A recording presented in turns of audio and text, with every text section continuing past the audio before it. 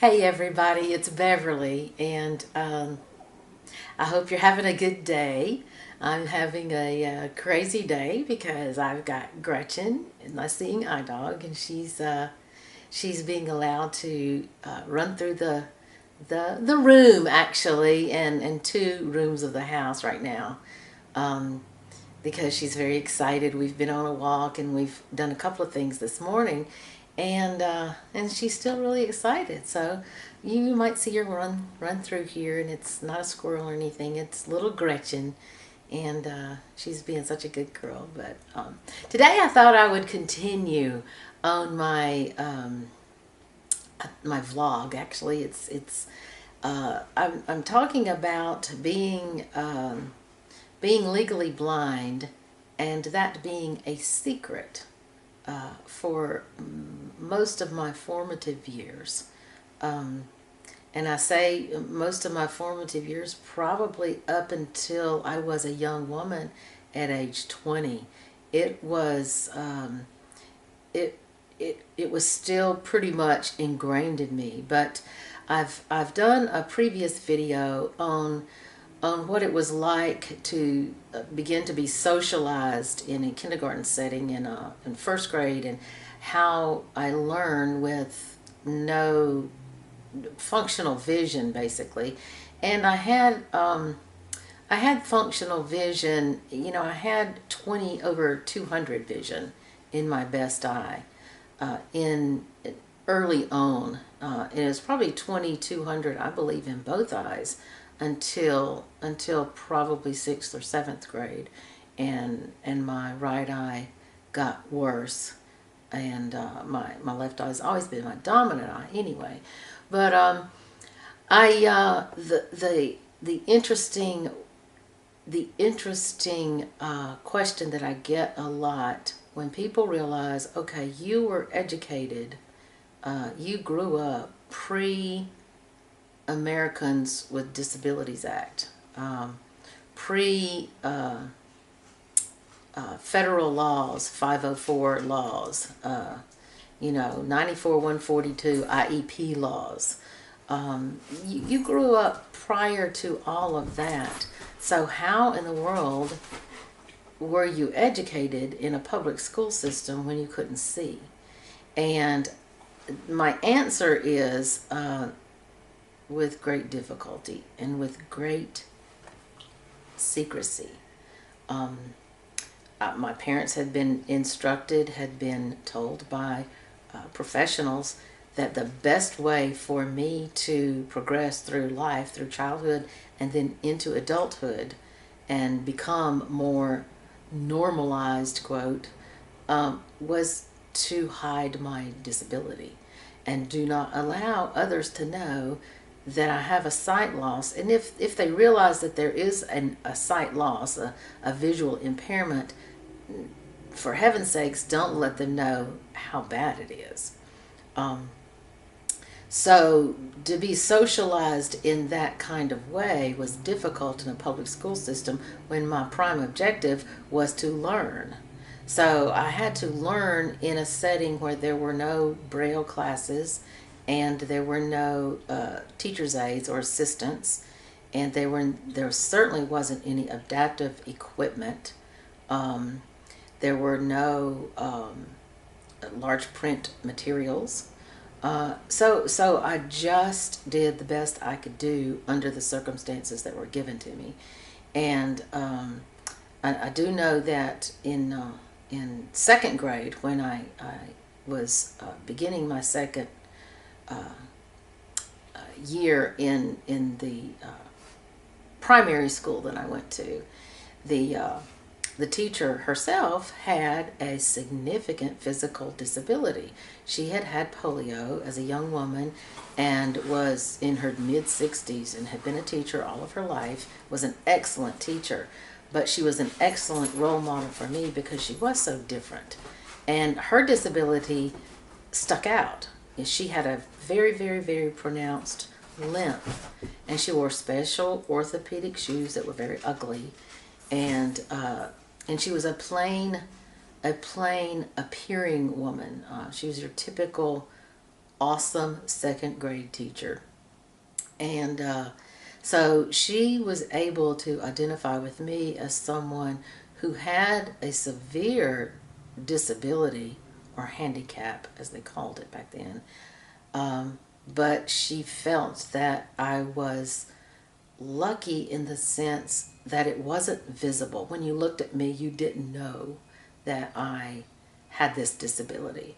The only time it would come out is doing tasks that, of course, I was supposed to be doing in school anyway. Reading, writing, and formulating my basic education. So her work was cut out for her. And I remember she had little ways about her. We would get in reading class and she would never ever ask me to read out loud because I couldn't see the print. And I remember going to the ophthalmologist and getting little cat glasses, I called them. And they were so stylish then and they're stylish now. But I had these cute little blue framed cat glasses. And of course back then it was not even socially appropriate to have to wear spectacles or glasses. So, you know, where it's very trendy now and it's didactic and it's very, you know, it's very, there's the puppy talking. It's very, it's a nice accessory to have glasses now. Back then, it was something that you couldn't do. Let me see if I can get Gretchen. Gretchen! Gretchen, come. Come, Gretchen. Come. Come. Come. Come. Hey, girl. Now sit. Now let's rest. Here, let's rest. Rest. Down. Good girl. Rest. Rest. Okay. I don't think that's going to work. But she said no barking. There must be a kitty cat or something. So we've gone on our walk today, and so she's very excited after her walks. But anyway, I remember my second grade teacher saying, you know, Beverly, I need you to erase the board today before you go out to the playground. And so I realized what she was doing is allowing me to look at everything that had been written on the board. She would not erase it. She would leave it on the board. And then everybody would go out to play. And I would have an opportunity to go up to the blackboard and look and see what was written on the board. And then at my leisure, I could erase it. And she would be sitting at her desk grading papers, and she said, yo, you can look at as much as you want to look at while we're here. And of course, you know, I was torn because I really wanted to go outside and play, but I was also elated that I was able to see what the other kids were being able to see from the back of the classroom or the middle of the classroom. I sat on the front desk and I still couldn't see it. So she would do little things like that. And sometimes she would excuse me from lunch and she would say, I will take your plate back. You go back to the classroom and make sure the blackboard is erased before we get back from lunch. And so I would make my way back to the classroom. It wasn't very far. And I still, at that point, I couldn't see far enough to see my classroom from the lunchroom. So I counted doors, and I would always make my way back. I always had this secret fear that I was going to walk into the wrong classroom. That was always a big fear. But I would get to the classroom, and I would have an opportunity before everybody got back into the classroom to study what had been written on the blackboard. And we had two blackboards, one on the side and one on the front. And so there was a lot of information that I was able to get that way and not give away my secret that I couldn't see. so the kids in my class really didn't know. They probably picked up that there were some things that I couldn't see, you know, because I'm sure as I was writing, my face was so close to the paper. But this teacher had my desk positioned in a way that probably two of my best friends who sat next to me could actually see how close I was sitting to the books or the paper to see them.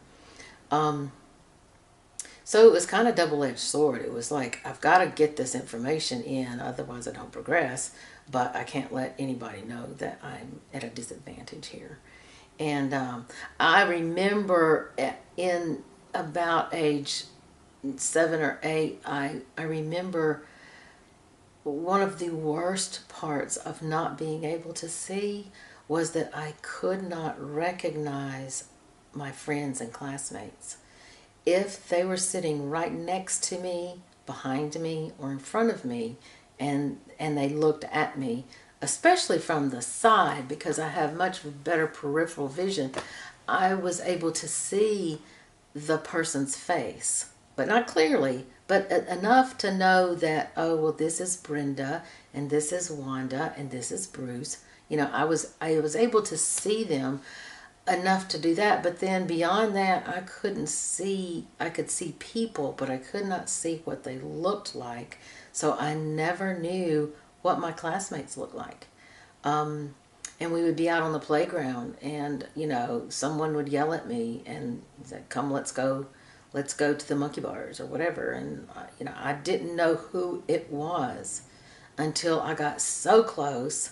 And even when I got close, because they might be in my class, but they could be on the other side of the class all day long, I would never identify their face and then say, "Oh yes, well that's Cindy and she sits on the far side of the classroom," because I couldn't even identify Cindy. So to me, that was one of the most difficult parts of my life, and it still is to this day, because with central vision loss, you lose the ability to recognize faces. The facial features are such fine, distinguishable things that are slight and almost subliminal. And so a person with normal central vision can look at a face and it's a no-brainer. That person doesn't look like that person, doesn't look like that person. And there are a lot of tests that are given to recognize people's faces, to see if your memory's intact. And that can't be done with someone with macular degeneration, even at an older age, because they're not going to recognize a face. That's the first thing that seems to be lost when you develop a central vision loss at any age. So that was really hard socially, to not be able to recognize my friends, whether that be in the classroom, across the classroom, or outside in a larger environmental setting. And so by the time I got to third grade, the big milestone in third grade is you had to be able to write cursive. I know they don't teach that now, but you had to be able to write cursive. And I was so excited because I had mastered print. And I'm left-handed, so my hand always is different than everybody else's. It goes across from left to right, and then your hand kind of smears, the lead in the pencil or the ink if you're using ink. We weren't allowed to use ink, but we had pencils and erasers, and my paper would always be all messed up by the time I got all the way to the other side. But in cursive, I distinctly remember sitting in classroom, because we were so high tech back in the mid 60s that we had a black and white television in every classroom, up in the corner, mounted on a bracket, and it was so that we could pipe in educational programming for our age group. And I remember my teacher thought it would be awesome to pipe in the TV show on how to write your cursive letters. And there was this TV that I honestly could not even see that that was a television set. And I sat, the classrooms were huge, and I sat again on the first row, but the TV was way high up, and it was small. It was probably, I'm gonna guess, a 19-inch black and white television box up on the wall. And but the teacher that was videoed on the camera was obviously a professional script writer. So what she did is describe her hands as she was performing, as she was writing each letter. So she would talk about how her pen would start, and she would come down and around to make a capital C, and how that would curve around to the left and then end up on the right ever so slightly below the line. And so she was so auditorily descript, and her handwriting obviously was very nice, that I listened intently. I listened to every single thing she said so that I could learn to write cursive. And I would go home and practice, and I would think, okay, I've got this down. I can remember what she said about this, and I would write. And I was also, at that age, you're trying to teach your hands some control. So I was working with that. My hands didn't have the control because I was in third grade, but I also was learning how to make the letters that, were, that I couldn't see. I couldn't see what someone was explaining. I could see my line on my paper that I was writing, and I could see the darkest lead pencil. I think everybody had a number 2 pencil, and there was one level that was darker than that, and so that's what I bought and used. And it wasn't regulation, and the teacher didn't like it, but that's what I used. And I would get bold line paper, and I could make out my cursive writings, and sometimes I couldn't see that I was dropping below the line, and sometimes I could. So it just depended on the lighting. If the light were coming in the afternoon, I could see better, and if it were coming in the morning, and we had a western, it was all these variables. And again, the classrooms were so huge that I just sat most of the time and listened. We also started that year with achievement tests, and they really wanted to know where each student was, and somebody had sold the school system achievement testing, and in third grade we would have like 5 consecutive days of achievement tests, and one was reading, and one was comprehension, and one was mathematics, and one was, this and that and the other. And I couldn't read the print. And I remember no one cared that I couldn't read the print. I just sat there and stared at this mass of words that I couldn't read, and I wasn't allowed to put my face up to the paper, because that was against my rules. That was against the rules that had been given to my teacher, and my teacher didn't allow it, and so the rest of the students didn't know how bad my vision was, and I wasn't ostracized or picked on, and I wasn't bullied, but I couldn't see. And these were computerized, if you can believe that, in the mid-60s. These were computerized achievement tests.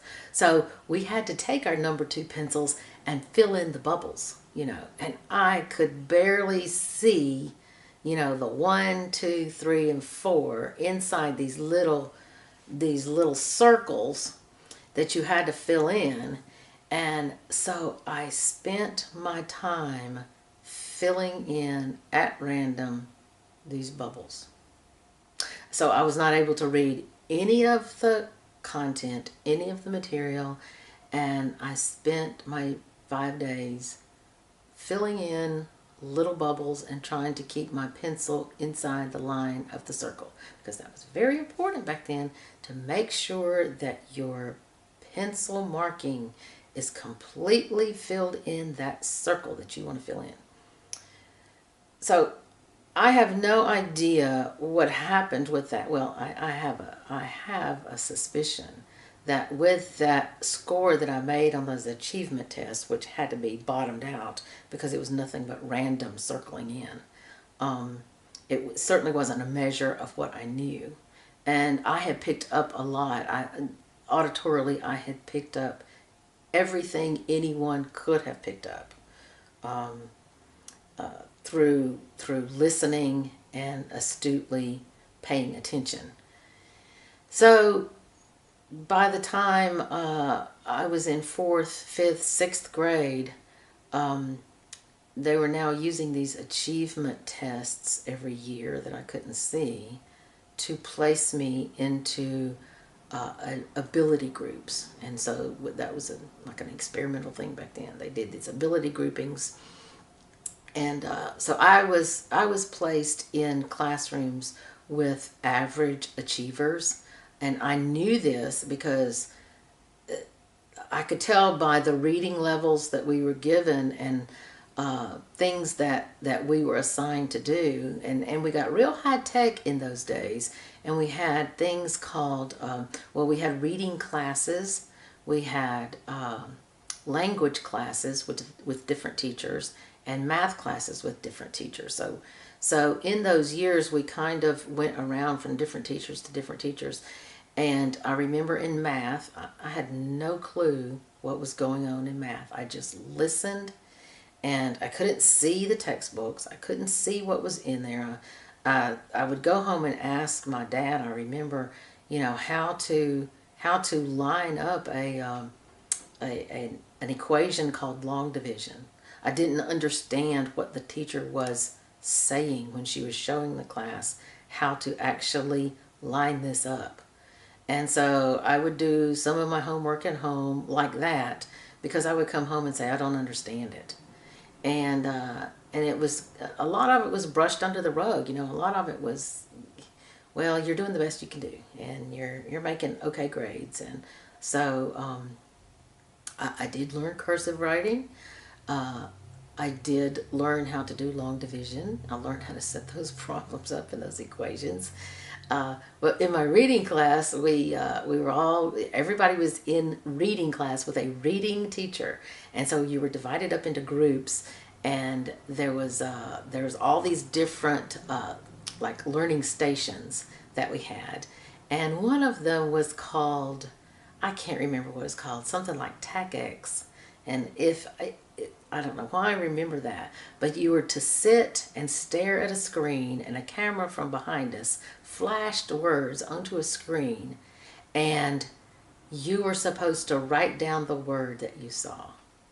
Well, I was forced to do this every single day of fourth, fifth, and sixth grade for an hour and a half. So that I would be normalized, and so that I wouldn't be ostracized, and so I wouldn't be different from everybody else, I got to sit there and stare at a screen, and I could see a flash of light, but I couldn't see any words printed on the screen. And they started out very slow. So at the beginning of the school year, the exposure to the word would be a simple word, a short word, and the exposure to that word might be 10 seconds.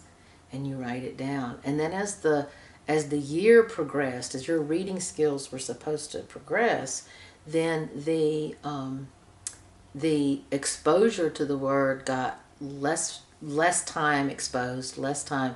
So at the end, you were supposed to have a fraction of a second to see this word, and now it was a 7-10 letter word. It wasn't not a simple word. And you're supposed to write that down. And then you're supposed to turn in your paper, and then your teacher grades your paper. And I would write my name at the top of the page, and I would write the date, and I would number it down like everybody else was numbering it, and then I would just scribble. I had no idea. And then I would fold my paper. At least no one else saw it because I folded my paper like I was supposed to, and then I would turn it in.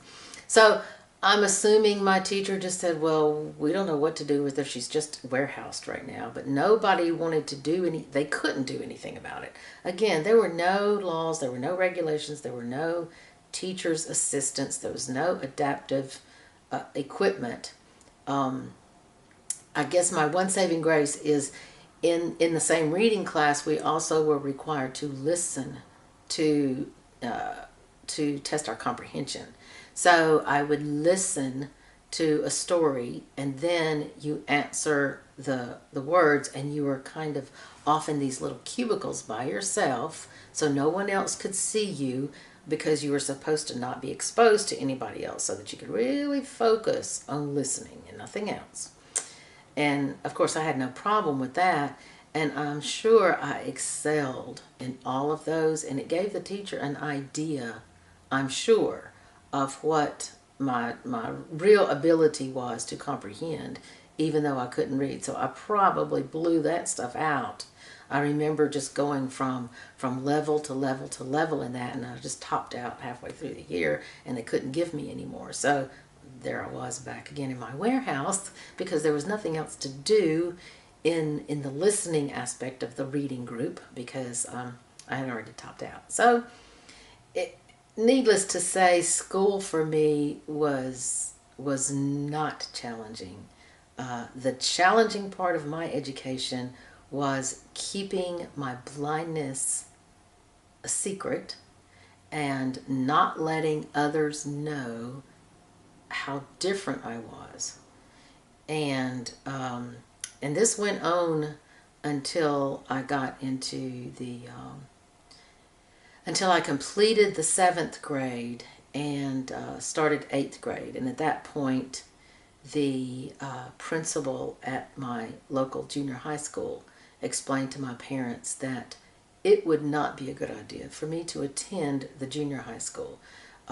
There were a lot of disciplinary problems at that age. There are a lot of socialization things at that age.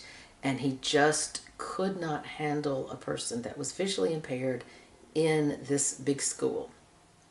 So at that time, I was sent to live at the School for the Blind, which was several counties away, about 2-hour drive away. And it was the Alabama School for the Blind in Talladega. And really, that was a changing point in my life. And for the first time, I was around people that were very much like me. And it was very, very liberating.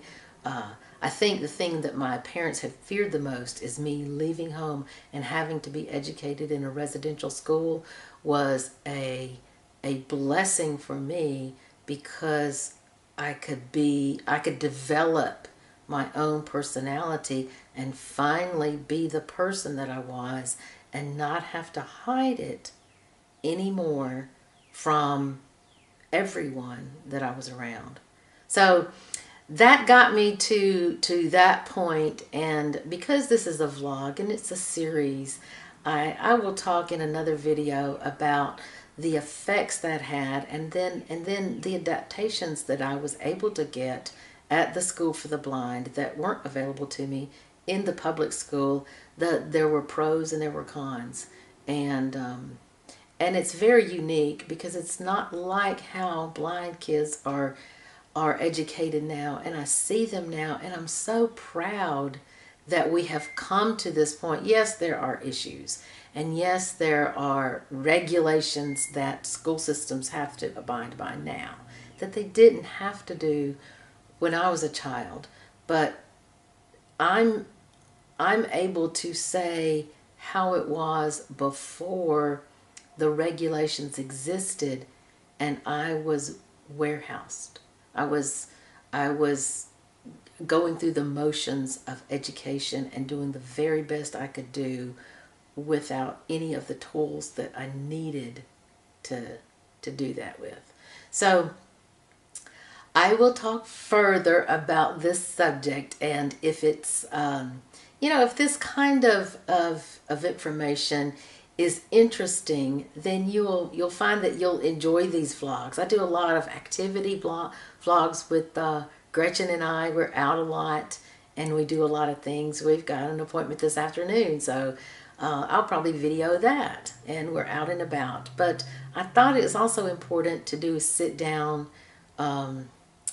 discussion on, why I am the way I am, and how it was for me in a different time period, in the early 60s, in the 70s. And so until the next time, have a great rest of your morning or afternoon or evening or week or whatever it might be for you at the time you're watching this. And see you next time, everybody. Bye-bye.